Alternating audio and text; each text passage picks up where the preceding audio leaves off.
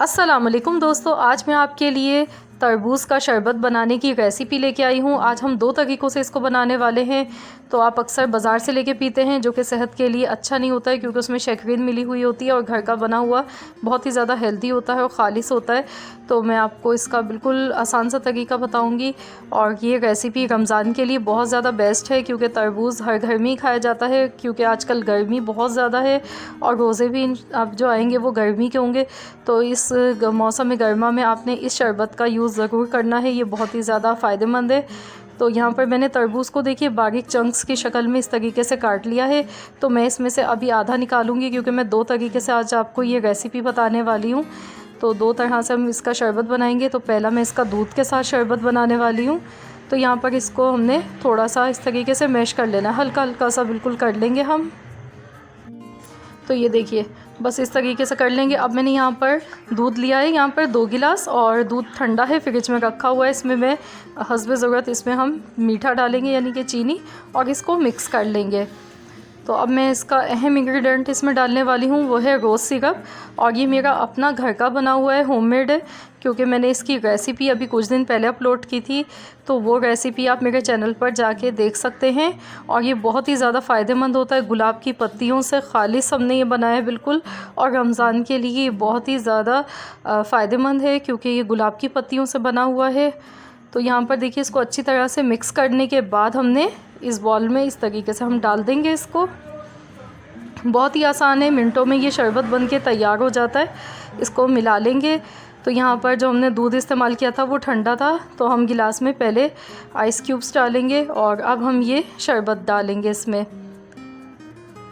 देखने में ही देखिए कितना ज़्यादा ये यमी सा लग रहा है। तो आपने रोज़ों में इसका इस्तेमाल ज़रूर करना है। और आजकल जैसे गर्मी बहुत ज़्यादा है, तो आप ज़रूर इस शरबत को बनाएं, क्योंकि हम जो बाहर का लेकर पीते हैं तो उसमें जो वो शरबत मिलाते हैं वो भी सही नहीं होता है सेहत के लिए। तो घर की बनी हुई खालिस चीज़ों से आप ये बनाएं, बहुत फ़ायदेमंद होता है। तो चलिए अब हम दूसरा शरबत बना लेते हैं। तो मैंने यहाँ पर 4 गिलास पानी के लिए हैं, और इसमें मैंने हस्बे ज़रूरत इसमें मीठा डाल दिया है। जितना आपकी फैमिली में पसंद किया जाता है आप उसी हिसाब से डालें। मैंने 4 चम्मच चीनी डाली है, और ये वही रोज़ सिरप है जो कि मैंने अभी अपनी पहली रेसिपी में डाला है। और इसको हम मिक्स कर लेंगे। अगर आपके पास रोज़ सिरप नहीं है तो आप इसकी जगह रूह अफ़ज़ा का भी इस्तेमाल कर सकते हैं, लेकिन आप ये घर पे बना लेंगे तो आपको काफ़ी ज़्यादा ये कॉस्टली भी सस्ता पड़ेगा, और बहुत ज़्यादा फ़ायदेमंद भी होता है ये। अब मैंने इसमें ये तरबूज डाल दिया है, इसे मिक्स कर लेंगे, और साथ ही में इसमें हम आइस क्यूब्स डालेंगे।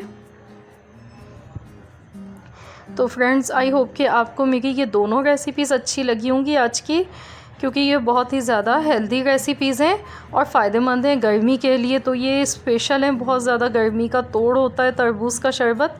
और बाहर से आप लेकर जब पीते हैं ना तो वो कॉस्टली भी काफ़ी महंगा पड़ता है। तो आप घर में इतना सारा ही बना सकते हैं, और बहुत ही आसान सा तरीका है इसको बनाने का। तो चलिए हम इसको भी सर्व कर लेते हैं। ये देखिए कितना यमी सा ये लग रहा है, और ख़ूब इसको आपने ठंडा करके ही पीना है, तभी इसका मज़ा दोबाला हो जाता है। तो ज़रूर से बनाएं इस रमज़ान में, एंजॉय करें। और अगर रेसिपी अच्छी लगी है तो वीडियो को लाइक कर दें, चैनल पर नए हैं तो चैनल को सब्सक्राइब कर लें। मिलते हैं इंशाअल्लाह ताला बहुत जल्द एक और न्यू रेसिपी के साथ। तो जब तक के लिए अल्लाह हाफ़िज़।